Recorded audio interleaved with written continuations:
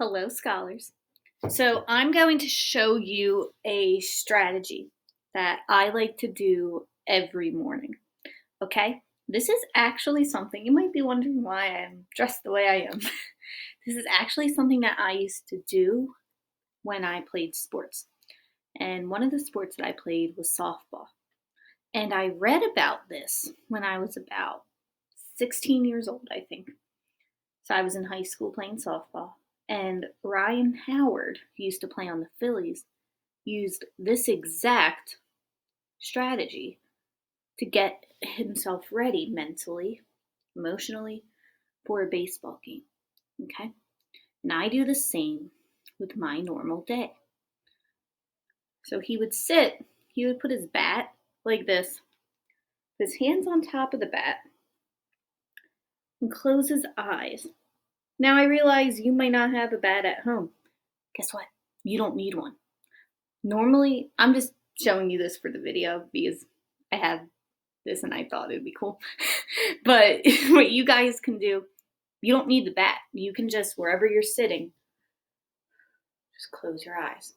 I find it helps to close them with using my hands so that even if I open them a little bit, I'm still focused and I'm not seeing anything.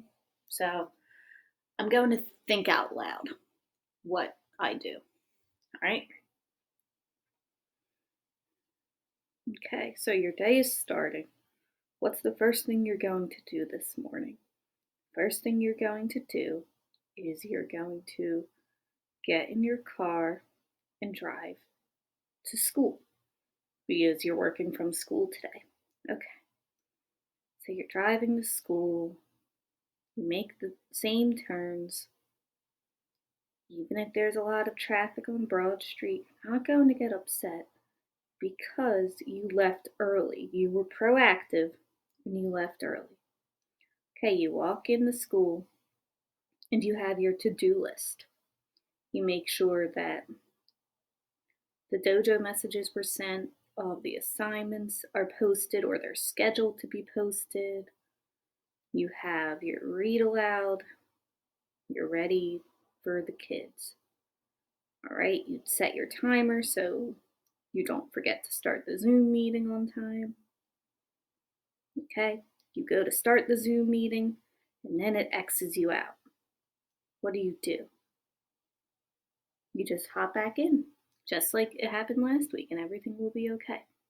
All right, do you see how, I'm just going to stop there for now. Do you see how I talk things out and I'm not just like, oh, and then this will happen and this and this and this.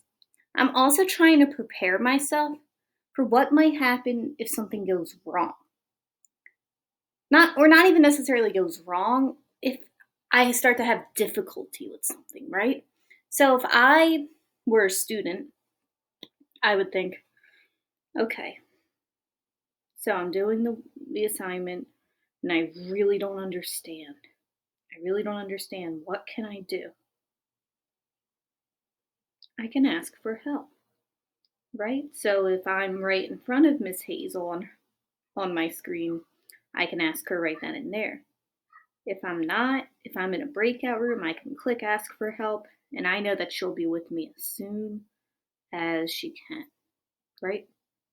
Or like in this case for today, we're taking the iReady diagnostic for ELA. Okay, what do I do when I get to a question and it's hard? I do not know it. All right, I'll take a deep breath. I'll read it carefully, think about my choices, and make the best choice because I know that it's meant to be a tough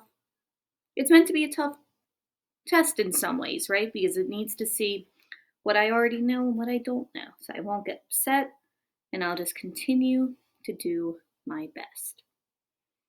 All right? So that is a strategy that might work for you that you could maybe use. All right?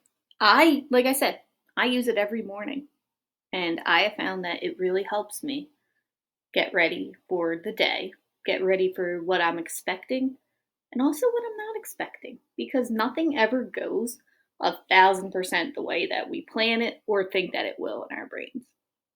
Okay? And being prepared, right? That's why it's important that when we do our check-ins and goal sheet form, that we identify how we're feeling, right? Because that helps us be proactive and prepare for the expected and the unexpected. All right? I hope this strategy helped you. Maybe you could try it sometime today and let me know how it worked. All right? Thank you, scholars.